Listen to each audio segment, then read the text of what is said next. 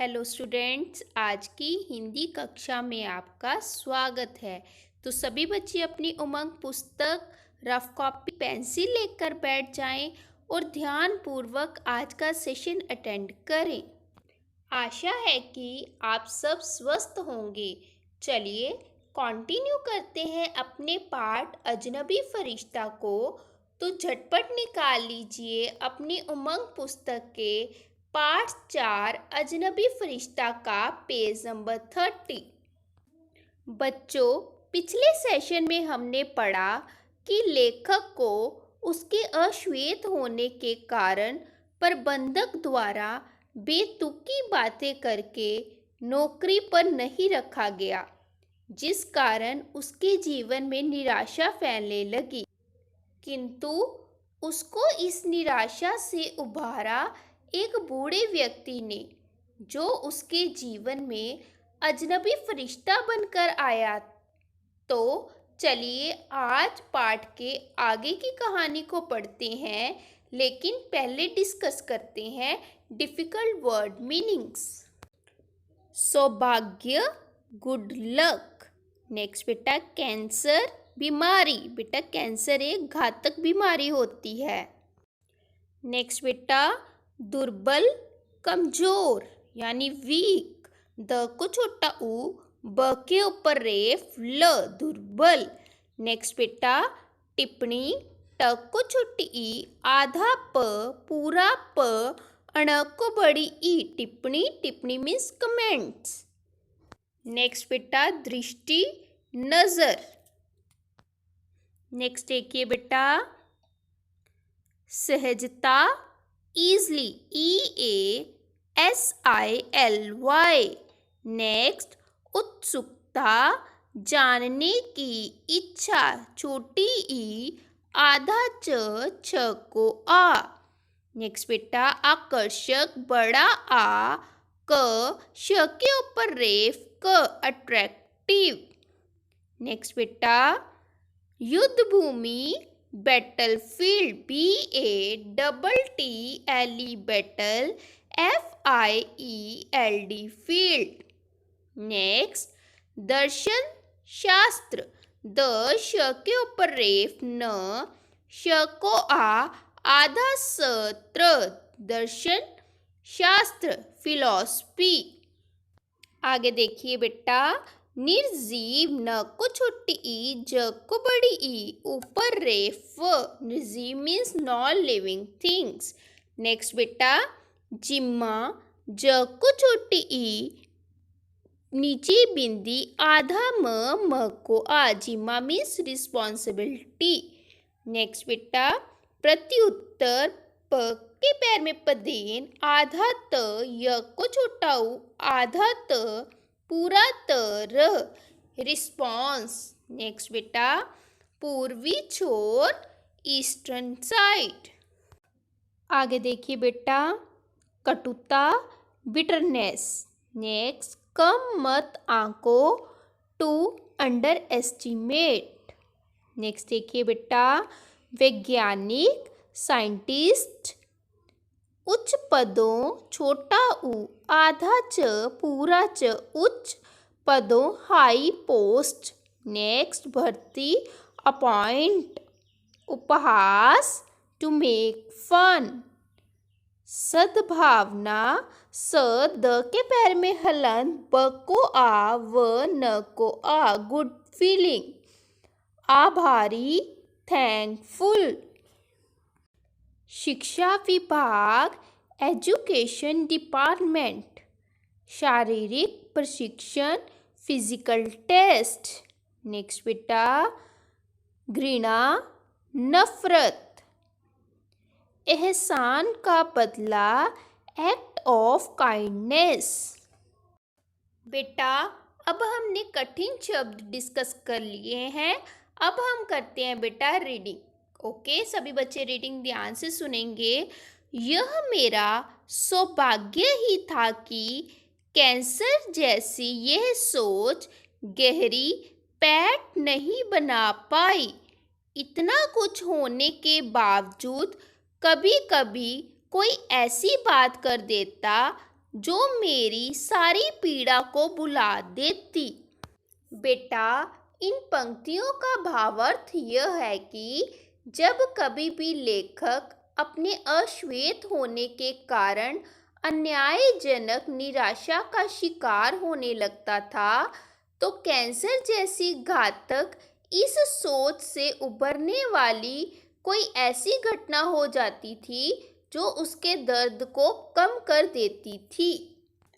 एक दिन ऐसा ही कुछ हुआ जिसने मेरे जीवन को एक नया मोड़ दिया। मैं सेंट जेम्स पार्क में झील के किनारे बैठा था, अपना भोजन तलाशती बतखों को झील में डुबकी लगाते हुए देख रहा था। मेरे पास ही चश्मा पहने एक दुर्बल वृद्ध व्यक्ति बैठे हुए थे। वे उन बतखों की नस्ल और रंग आदि पर टिप्पणी कर रहे थे। मुझे लगा कि वे काफ़ी जानकारी रखते हैं, परंतु मेरा मन उनसे बात करने का नहीं था। उन्हें मेरे इस उदासीन व्यवहार से कोई अंतर नहीं पड़ रहा था। अचानक उन्होंने मुझसे एक सीधा प्रश्न पूछा, इंग्लैंड में कितने दिनों से हो? बेटा, इस पैरा का मीनिंग है कि एक दिन लेखक सेंट जेम्स पार्क में स्थित झील के किनारे भोजन तलाशती बतखों को देखकर समय गुजार रहा था कि उनके पास बैठे बूढ़े ने लेखक से बातचीत करनी शुरू कर दी, पर लेखक ने उनकी बातों में कोई ध्यान नहीं दिया। उनका स्वर बहुत गंभीर था। मैंने मुड़कर उन्हें तीखी दृष्टि से देखा कि वो मुझसे कोई बात ना करें, विशेषकर इंग्लैंड वास के संबंध में। लेखक नहीं चाहते थे कि उनसे कोई इंग्लैंड के बारे में बात करे। नेक्स्ट पेज देखिए बेटा। वे फिर बोले, बड़े शहरों में बहुत अकेलापन महसूस होता है। कहते हुए उन्होंने अपनी पतली टांगों को समेटते हुए पतलून को ऊपर खींचा। कुछ बुजुर्ग ऐसे ही होते हैं, उन्हें इस बात से कोई फर्क नहीं पड़ता कि उनके पास कौन बैठा है। मुझे उन्हें उत्तर देने की कोई आवश्यकता महसूस नहीं हुई। यदि मैं वहाँ से चला जाता तब शायद वे बतखों से बातें कर लेते। मैंने सोचा, जब ये सब जाएंगे तब स्वयं चुप हो जाएंगे। उन्होंने मुझसे कहा, इसमें किसी की कोई गलती नहीं है। यह एक बड़ा शहर है और यहाँ तुम्हारी और मेरी खुशी जैसी छोटी छोटी बातों से कोई प्रभावित नहीं होता। उन्होंने इतनी सहजता से इतनी बड़ी बात कह दी कि अचानक मेरी उत्सुकता बढ़ गई। मैंने उन्हें ध्यानपूर्वक देखा तो मुझे उनका व्यक्तित्व बड़ा आकर्षक लगा। उन्हें यह अनुभव हो गया कि अब मैं उनकी बातें सुन रहा हूँ। उनकी आंखों की चमक मानो मित्रता का निमंत्रण दे रही थी। बच्चों, आपने रीडिंग में पढ़ा कि बेशक लेखक उस बूढ़े को कोई जवाब नहीं दे रहा था, पर उसे कोई फर्क नहीं पड़ रहा था। बातों ही बातों में जब उसने कहा कि बड़े शहरों में किसी को दूसरों की खुशी की परवाह नहीं होती, तो लेखक को उनमें मित्रता करने की रुचि दिखाई दी।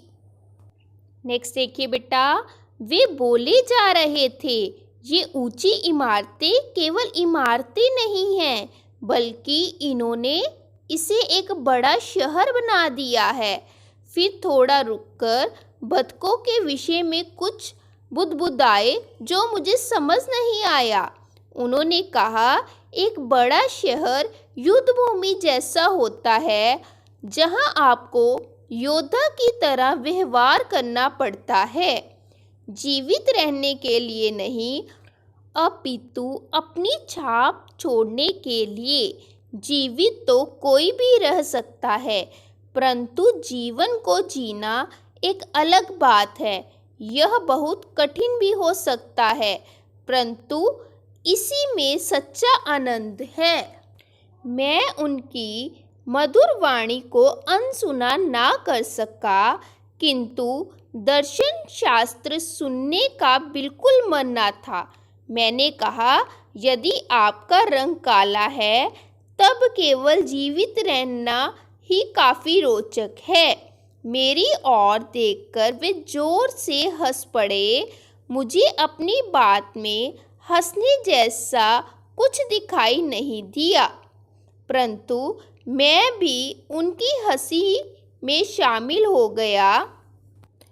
हंसी थमने पर उन्होंने कहा, मैं सोच रहा था कि तुम और कितनी देर मुझसे बात नहीं करोगे। बातें करने से मन का बोझ हल्का हो जाता है। यदि आप किसी से बातें कर सकते हैं तब आप कभी अकेले नहीं होते। तुम्हारा क्या विचार है? बेटा, इस पैराग्राफ की रीडिंग से हमें पता चला है कि बूढ़े व्यक्ति ने लेखक द्वारा अपने काले रंग को लेकर की गई टिप्पणी को हंसी में उड़ा दिया। बातचीत के दौरान यह जानकर कि लेखक बेरोजगार है, उन्होंने उसे अध्यापक की नौकरी करने की सलाह दी। चले आगे पढ़ते हैं कि बूढ़े अजनबी की बातों का लेखक पर क्या प्रभाव पड़ने वाला है। धीरे धीरे हम अभिन्न मित्रों की तरह बातें करने लगे। मैंने उन्हें अपनी व्यथा कह सुनाई। उन्होंने अचानक मुझसे पूछा, तुम एक अध्यापक की नौकरी क्यों नहीं कर लेते? मुझे पढ़ाने का कोई अनुभव नहीं, यह बहुत कठिन कार्य है। मैंने कहा, मुझे नहीं लगता कि इसकी कोई आवश्यकता है। तुम्हारी डिग्रियां और योग्यताएं ही उसके लिए बहुत है। मैंने कहा, देखिए श्रीमान, जब लोग मुझे मशीन जैसी निर्जीव वस्तु के पास नहीं जाने देते जिनके बारे में इतना कुछ जानता हूँ, तब वे अपने बच्चों को शिक्षा देने का जिम्मा मुझे कैसे सौंप सकते हैं? वे बोले, क्यों नहीं, उन्हें अच्छे अध्यापकों की आवश्यकता है। मैंने प्रत्युत्तर दिया, उन्हें तकनीशियन की भी तो आवश्यकता है। वे निश्चित भाव से बोले, शिक्षा विभाग के लोग त्वचा के रंग को लेकर चिंतित नहीं होंगे। तुम्हें अपनी त्वचा के रंग के बारे में बताने की कोई आवश्यकता नहीं है। साक्षात्कार के समय देख लेना कि क्या होता है। मैंने यह प्रयास भी करके देख लिया है, परंतु कुछ नहीं हुआ। फिर से प्रयास करो, इसमें कोई बुराई नहीं है। मुझे पक्का विश्वास है कि लंदन के पूर्वी छोर में अध्यापक पद के लिए कई जगह खाली हैं। बेटा, इस पैराग्राफ में बताया गया है कि बूढ़े को अपने अश्वेत होने के कारण कहीं भी नौकरी ना मिलने के अनुभव और असफलता के किस्से बताए। बूढ़े ने लंदन के पूर्वी छोर में अध्यापक की नौकरी मिलने की संभावना को बताते हुए फिर से कोशिश करने के लिए प्रोत्साहित यानी मोटिवेट किया। नेक्स्ट देखिए बेटा, पेज नंबर 32। मैंने उत्सुकता से पूछा, पूर्वी छोर में ही क्यों? अधिकतर अध्यापक किसी दूसरी जगह जाना पसंद करते हैं, वहाँ काम करना आसान नहीं। मैंने उनसे पूछा, क्या आपको लगता है कि यह जगह एक निग्रो के लिए उचित रहेगी? मेरे स्वर में वही कटुता लौट आई थी। वह सब भुला पाना इतना सरल नहीं था। उन्होंने बड़ी सहनशीलता दिखाते हुए उत्तर दिया, किसी जगह को कम मत आंको। पूर्वी लंदन जैसे गंदे इलाके में नई पीढ़ी के वैज्ञानिक आ रहे हैं और उच्च पदों पर भी अच्छे लोग भर्ती हो रहे हैं। ध्यान रहे, किसी का उपहास मत करना। बच्चों, इस पैराग्राफ में बताया है कि लेखक ने जब पूर्वी छोर ईस्टर्न साइड जैसे गंदे इलाके में ही नौकरी करने का कारण बूढ़े अजनबी से पूछा तो उसने बताया कि किसी भी स्थान को अंडर एस्टिमेट नहीं करना चाहिए, क्योंकि आधुनिक सोच के वैज्ञानिक भी हाई रैंक्स पर वहाँ ज्वाइन कर रहे हैं। बस वहाँ जाकर तुम किसी का मजाक मत उड़ाना। आगे देखिए बेटा, मैंने अनुभव किया शायद उन्हें मेरी बात पसंद नहीं आई। मैंने उनसे माफ़ी मांगी। शायद मैं उनकी सद्भावना की कदर नहीं कर पा रहा था। फिर से हम सामान्य रूप से बातें करने लगे। उनके जाने के बाद मुझे एहसास हुआ कि हमने एक दूसरे का नाम भी नहीं पूछा। मैं आशा करता हूँ कि एक दिन इस पत्र को पढ़कर वे जानेंगे कि उस दिन की मुलाकात के लिए मैं उनका कितना आभारी हूँ। जैसा उन्होंने कहा था, सब कुछ वैसा ही हुआ। मुझे शिक्षा विभाग से बुलावा आया और कुछ दिनों बाद एक पत्र से सूचना मिली कि शारीरिक परीक्षण के बाद मैं अपना पद ग्रहण कर सकता हूँ। शायद वे मेरे लिए एक फरिश्ता ही थे, जिन्होंने मुझे निराशा और घृणा के अंधकार से बाहर निकाला। मैं जीवन भर उनके इस एहसान का बदला नहीं चुका सकता। स्टूडेंट्स, इस चैप्टर के अंतिम पैराग्राफ से आपको समझ आ गया होगा कि उस बूढ़े अजनबी की प्रेरणा से लेखक को आवेदन के बाद शिक्षा विभाग की ओर से नौकरी पर चुन लिए जाने का संदेश मिल गया। निराशा और नफरत के अंधेरे से निकालने वाला वह बूढ़ा व्यक्ति लेखक की जिंदगी में एक अजनबी फरिश्ता बन गया, जिसका वह जिंदगी भर एहसान नहीं चुका सकता था।